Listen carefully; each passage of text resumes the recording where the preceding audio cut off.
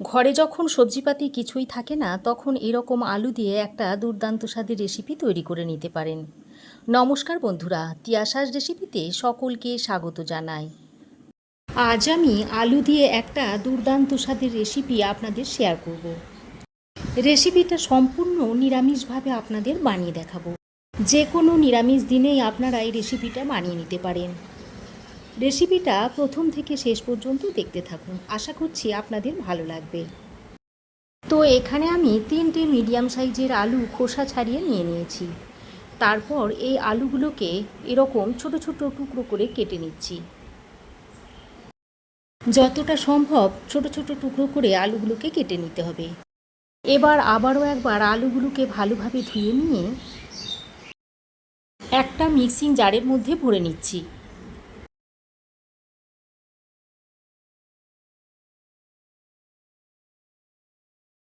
অল্প জল দিয়ে এর একটা মিহি পেস্ট আমি তৈরি করে নেব। দেখুন, এই রকম একটা মিহি পেস্ট আমি তৈরি করে নিয়েছি। এবার আমি আলুর এই পেস্টটাকে একটা বাটির মধ্যে ঢেলে নিচ্ছি। এবার আমি এর মধ্যে দিয়ে দিচ্ছি হলুদ গুঁড়ো, দিয়ে দিচ্ছি হাফ চামচ মতো জিরে গুঁড়ো, আর অল্প একটু লঙ্কার গুঁড়ো দিয়ে দিচ্ছি। এবার আমি এর মধ্যে দিয়ে দিচ্ছি স্বাদ মতো নুন, দিয়ে দিচ্ছি 4 টেবিল চামচ মতো বেসন। এখন 4 চামচ মতো দিয়ে দিচ্ছি, পরে যদি লাগে তো আবারও দিয়ে দেব। তারপর সব কিছুকে একসঙ্গে ভালো করে মিশিয়ে নিচ্ছি। তবে এই মিশ্রণটা এমনভাবে তৈরি করতে হবে যেন খুব বেশি গাঢ়ও হয়ে যায় না, আবার খুব বেশি পাতলাও হয়ে যায় না। খুব বেশি যদি মোটা করে ব্যাটারটা বানানো হয় তাহলে বড়া ভাজার পর গ্রেভিটা বড়ার মধ্যে ভালোভাবে ঢুকতে পারবে না। দেখুন, সব কিছু মেশানোর পর ব্যাটারের ঘনত্বটা ঠিক এই রকম রেখেছি। এবার আমি এর মধ্যে দিয়ে দিচ্ছি 1 চামচ মতো সর্ষের তেল। এবার সর্ষের তেলটা দিয়েও ব্যাটারের সঙ্গে আরও একটু ভালো করে মিশিয়ে নিচ্ছি। এইভাবে যদি একটু সর্ষের তেল দিয়ে দেওয়া হয় তাহলে বড়াটা বেশ মসৃণভাবে তৈরি হবে। সর্ষের তেলটা দিয়ে আবারও একবার ভালো করে সব কিছুকে একসঙ্গে মিশিয়ে নিচ্ছি। দেখুন, সর্ষের তেলটা দিয়েও ব্যাটারের সঙ্গে খুব ভালোভাবে মিশিয়ে নিয়েছি। তারপর এটাকে আমি 5 থেকে 6 মিনিট মতো রেস্টে রেখে দেব। 5-6 মিনিট পর একটা ফ্রাই প্যান গরম করে দিয়ে দিচ্ছি বেশ খানিকটা সর্ষের তেল। আমি রান্নাটা সর্ষের তেলে করব, তবে আপনারা যে কোনো রান্নার তেলে এটা করে নিতে পারেন। তেল খুব ভালোভাবে গরম হয়ে গেছে। এবার আমি এই আলুর ব্যাটারের মধ্যে থেকে 1 চামচ করে নিয়ে এই গরম তেলের মধ্যে বড়ার আকারে দিয়ে দিচ্ছি।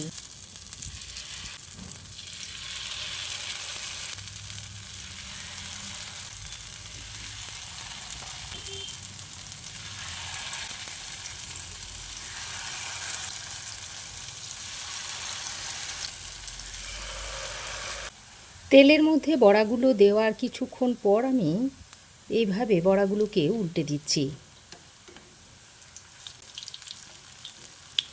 সঙ্গে সঙ্গে উল্টাতে যাবেন না, তাহলে বড়াগুলো ভেঙে যেতে পারে। আর এই সময় গ্যাসের ফ্লেমটাকে অবশ্যই লো টু মিডিয়ামের মধ্যে রেখে দেবেন, তাহলে বড়াগুলো ভিতর পর্যন্ত বেশ ভালোভাবে ভাজা হয়ে যাবে।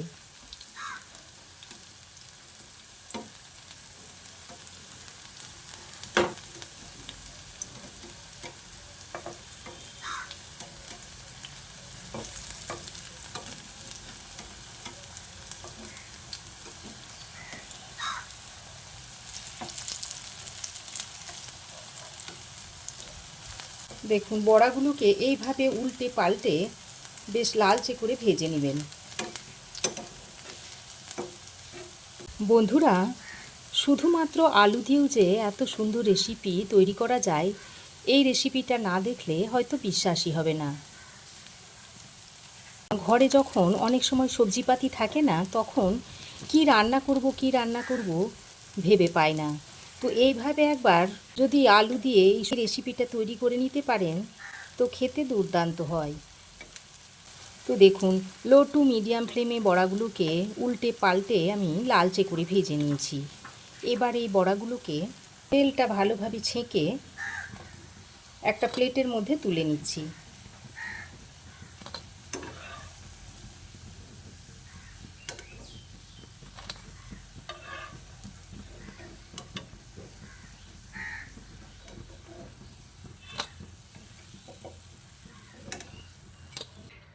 প্রথম ব্যাচের বড়াগুলো ভেজে তুলে নেওয়ার পর ওই তেলের মধ্যে আবারও আমি বাকি বড়াগুলো ভেজে নিচ্ছি।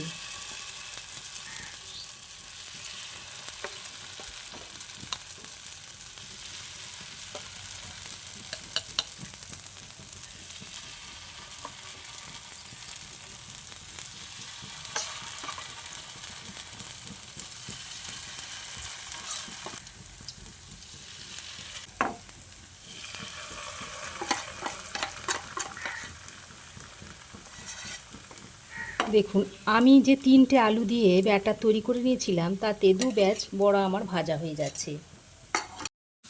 ওই একইভাবে কিছুক্ষণ পর আমি বড়াগুলোকে উল্টে দিচ্ছি।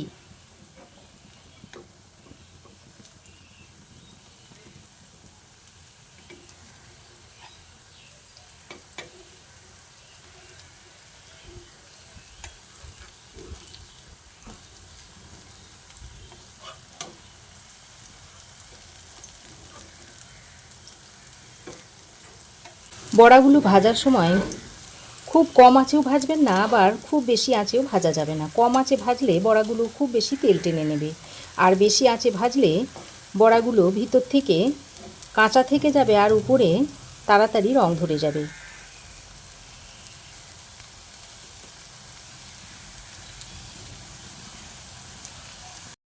দেখুন, দ্বিতীয় ব্যাচের বড়াগুলো আমার ভাজা হয়ে গেছে। এবার এই বড়াগুলোকে আমি তুলে নিচ্ছি। এই সময় গ্যাসের ফ্লেমটাকে একটু বাড়িয়ে দিতে হবে, তা না হলে বড়াগুলো খুব বেশি তেল টেনে নেবে। এই তোলার সময় গ্যাসের ফ্লেমটাকে একটু বাড়িয়ে তবে বড়াগুলোকে তুলে নিতে হবে, তা না হলে বড়াগুলো খুব বেশি তেল টেনে নেবে। দেখুন, সব বড়াগুলো ভেজে নিয়েছি আর দেখতে কত সুন্দর হয়েছে। আপনারা এইভাবেও বড়াগুলোকে খেতে পারেন। শুধু মুখে কিংবা চায়ের সঙ্গে বড়াগুলোকে অনায়াসেই খাওয়া যায়। তো আজ আমি বড়াগুলো রান্না করে আপনাদের দেখাবো।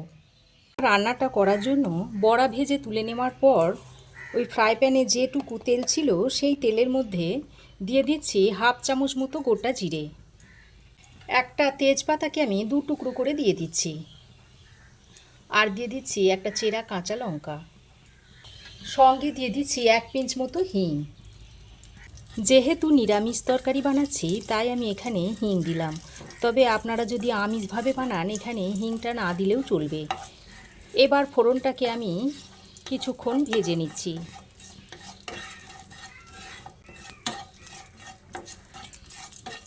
দেখুন, ফোড়ন কিছুক্ষণ ভেজে নেওয়ার পর ফোড়ন থেকে যখন সুন্দর একটা গন্ধ ছাড়বে সেই পর্যায়ে এর মধ্যে দিয়ে দিচ্ছি 1 চামচ মতো আদা বাটা। আদা বাটাটা দিয়ে আবারও ফোড়নের সঙ্গে কিছুক্ষণ ভেজে নিচ্ছি। আদার কাঁচা গন্ধটা চলে যাওয়া পর্যন্ত আদাটাকে ফোড়নের সঙ্গে ভেজে নিতে হবে।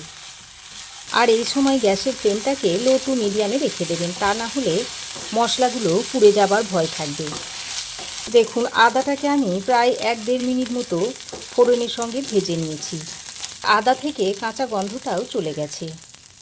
এবার আমি এই পর্যায়ে এর মধ্যে দিয়ে দিচ্ছি একটা কুচিয়ে নেওয়া টমেটো। টমেটো যাতে তাড়াতাড়ি নরম হয়ে আসে সেই জন্য এখানে পরিমাণ মতো নুনটা দিয়ে দিচ্ছি। নুনটা দিয়ে টমেটোর সঙ্গে বেশ কিছুক্ষণ মিশিয়ে নিচ্ছি।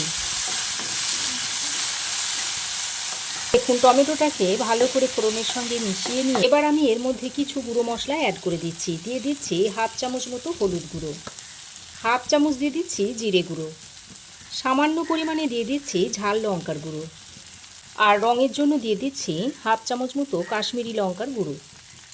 সঙ্গে পরিমাণ মতো জল দিয়ে মশলাটাকে ভালোভাবে কষিয়ে নিতে হবে। এই সময় একটু জল দিয়ে কষিয়ে নিতে হবে, তা না হলে মশলাটা পুড়ে যেতে পারে।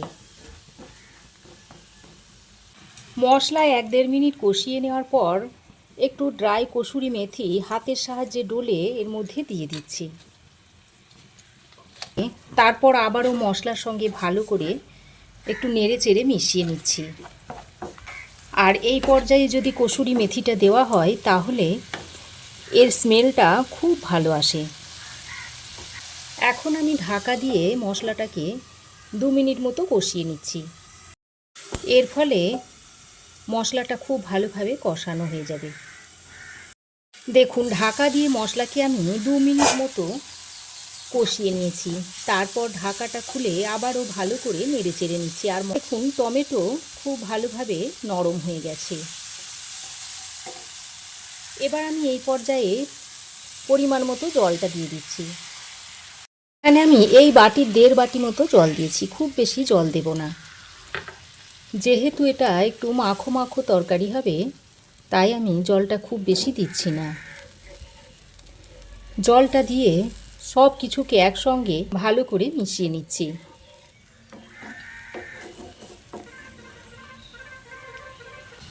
এবার আমি এর মধ্যে দিয়ে দিচ্ছি অল্প একটু গরম মশলার গুঁড়ো। আর স্বাদের ব্যালেন্স করার জন্য সামান্য একটু চিনি দিয়ে দিচ্ছি। এতে মিষ্টি হবে না, কিন্তু স্বাদের ব্যালেন্সটা খুব ভালোভাবে বোঝা যাবে। গরম মশলা আর চিনিটাকে দিয়ে আবারও ভালো করে সব কিছুর সঙ্গে মিশিয়ে নিচ্ছি। তারপর এই ঝোলটাকে বেশ কিছুক্ষণ ফুটিয়ে নেব।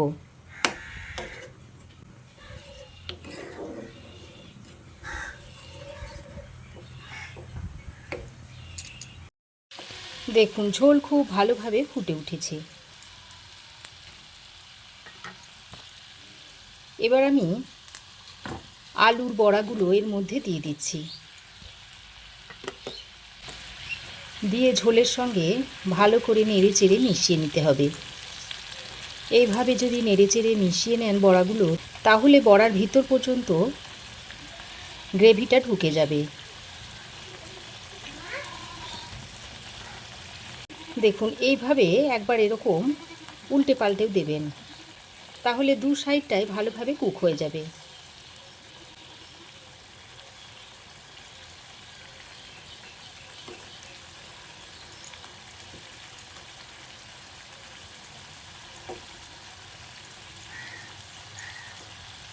দেখুন, সবগুলোকে উল্টে দেওয়ার পর এটাকে 1-1.5 মিনিট মতো রান্না করে নিচ্ছি।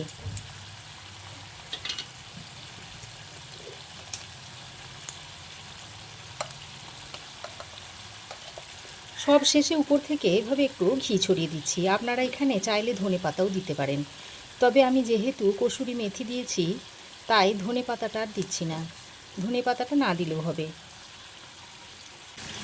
দেখুন, 2 মিনিট পর রান্নাটা আমার সার্ভ করার জন্য রেডি হয়ে গেছে। এবার গ্যাসের ফ্লেম বন্ধ করে তারপর আবারও 4-5 মিনিট ঢাকা দিয়ে স্ট্যান্ডিং টাইমে রাখার পর তরকারিটা আপনাদের সার্ভ করে দেখাচ্ছি। 4-5 মিনিট স্ট্যান্ডিং টাইমে রাখার পর এবার এটাকে আমি গরম গরম ভাতের সঙ্গে সার্ভ করে দেব।